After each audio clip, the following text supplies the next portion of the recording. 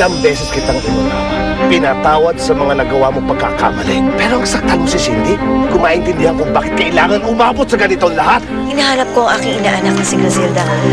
Maaari mo ba akong dalhin sa kanya? May naghahanap sa'yo.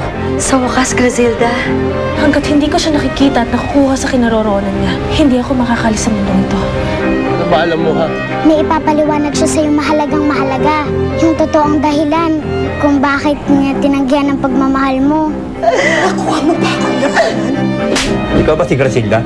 Ano ho yung kailangan? May reklamong isa lang pa sa'yo. Attempted murder. Gagawin ko ang lahat para hindi na siya lumabas ng kulungan. May mga mahalaga pa siyang misyon na dapat gampanan. At hindi na kayo Lalo lang lalala ang kaso mo. Hindi ka na kayo mag-cooperate sa amin!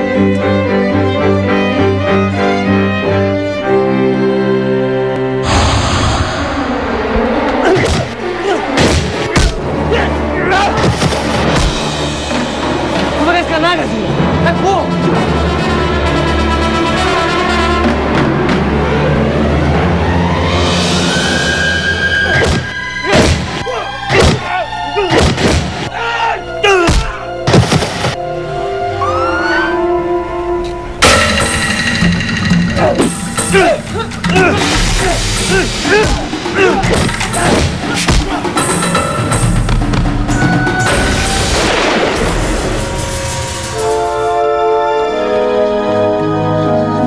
Kawawa naman si Ate Griselda, nahuli na siya.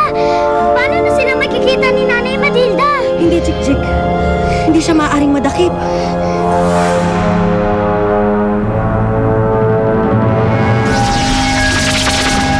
Kung magkakamaling tumakbo, hindi kami yung dadalawang isip na bariling ka. Wala akong kasalanan. Hindi na ako maaaring dakpin at ikulong. Tama na ang sagtsag!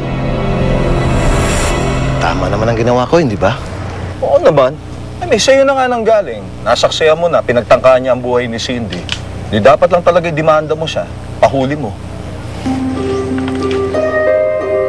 Ang hindi ko lang talaga maisip kung bakit kailangan gawin yun ni Griselda.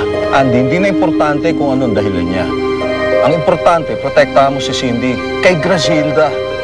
Tama lang na pinahuli mo siya para hindi na niya kayo guluhin.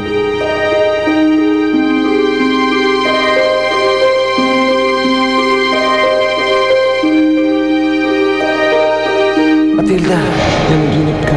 Sino si Matilda? I've never been unfaithful to you. Maliban doon sa relasyon namin ni Matilda. Minsan naiisip ko siya at ang anak namin. Now at least I know kung gaano ka-importante ang mga taong yan sa'yo.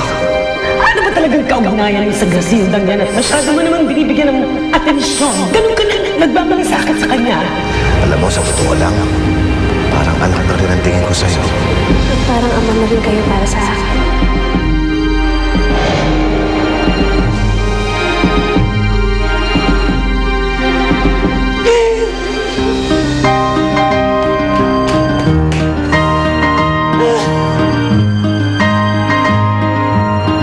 Hindi ako papayag na magkaalam kayong mag-ama.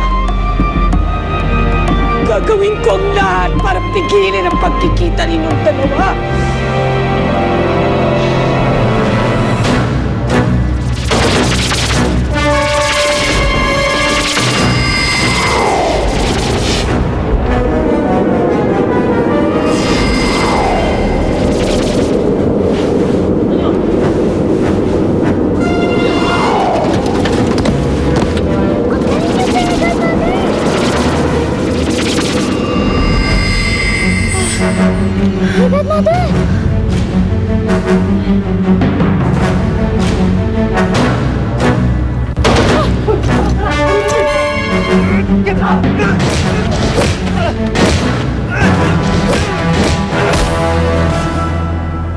Hindi ba masyadong OA na yung effort mo para sirain yung Griselda yun sa daddy mo? I mean, kailangan ba pati buhay mo, itaya mo, just to destroy her credibility sa dad mo? I don't get it. You don't get it because you don't know anything. Anak ni Daddy yung Grisildang yon. Ayokong mapalapit sila sa isa't isa. Kaya gagawin ko ang lahat para mapaglayo sila. I know. Pero kahit pa paano, half-sister mo pa rin si Griselda. Magkadugo pa rin kayo. All the more na kinamumuhian ko siya. Bastarda yung babaeng yun. Wala siyang karapatan para para maging bahagi ng pamilya ko.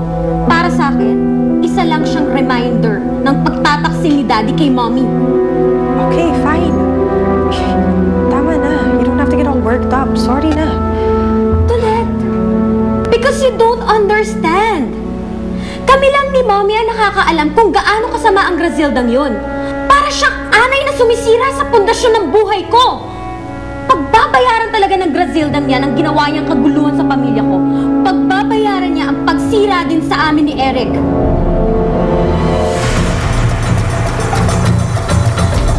Makakapal na patuloy